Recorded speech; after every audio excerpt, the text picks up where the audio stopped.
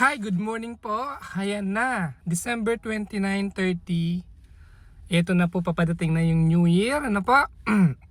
Mamimili na ng mga paputok ng mga tao. Mamimili na ng mga alak para sa New Year celebration. Ano po? So, hindi ko naman ako killjoy na babawalan ko kayo. Ano po? Mag-iingat lang po kayo mga lasing at saka sa mga paputok. Bakit po?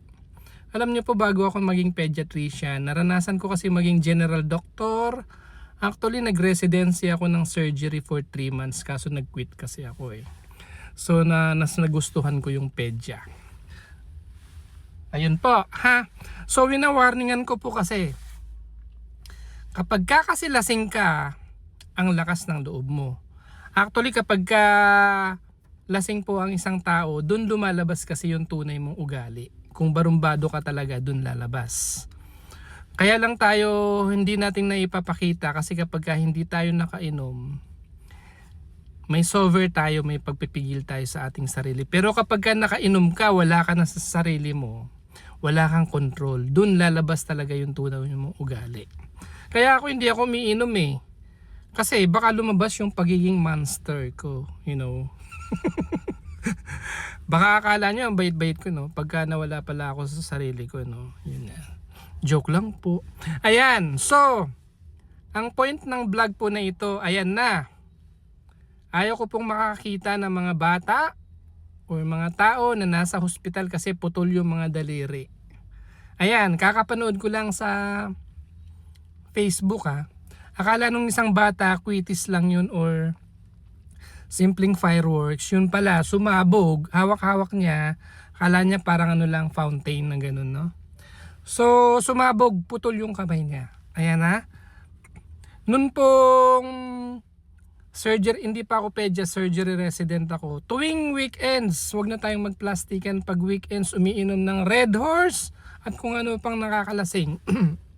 Mas lalo nang maraming iinom ngayon New Year. Pag lasing ka, wala kang control sa sarili mo. Napansin niyo po ba si Manny Pacquiao na binigyan ng alcohol o pinainom ng Red Horse bago makipagboxingan para mas lalong matapang? Yung mga UFC fighter, para maging matapang ba, kailangan painumin ng alak? Hindi nga eh, kasi nga, kapag uminom ka ng alak, mas wala ka sa focus. Wala ka sa wisyo. Kaya nga mas magandang labanan mo yung mga taong lasing eh. Kasi mahina lang yung suntok noon at wala siyang control sa sarili niya. Kaya kung aawayin mo, mas madaling awayin yung mga lasing. Kasi nga wala naman yung wisyo. Matapang lang sila. Ang kaya lang ng mga babae o kaya bata. Yan. Kaya ingat kayo sa mga lasing matapang, pero ang kaya lang niya yung mga bata at saka mga babae. Pero kapag kasing laki niya, matapang lang siya. Lugi siya actually, kawawa ka kapag lasing ka tas nakipag-away ka sa kasing laki mo na hindi lasing, ha? So ang point ng vlog na ito, alam niyo po ba kapag lasing ang isang tao pagka New Year, alimbawa, lasing tapos nagpapaputok, dyan yun eh, yung maraming mga yun nga hindi lasing, napuputukan ng labentador sa kamay eh, no? Tapos, marami pong pumupunta sa emergency room pagka mga ganyan. Weekends and mga New Year celebration, yung mapuputulan ng kamay, nakipagsumtukan, pinukpok sa ulo.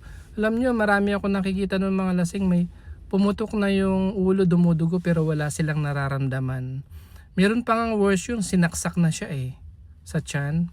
Meron nga sinaksak sa dibdib.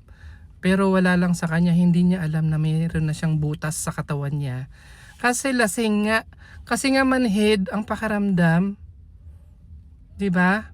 Manhid, wala kang pakaramdam na natusukan ka na pala. Yan, so what is the point of this vlog? Ayun naman po, mag-New Year celebration na mag-ingat po tayo sa mga paputok. Baka itong bagong taon mapuputulan ka ng isang bahagi ng katawan mo habang buhay mo yan pagsisisihan. Yung mga pag-inom ng alak, kung pwede, no?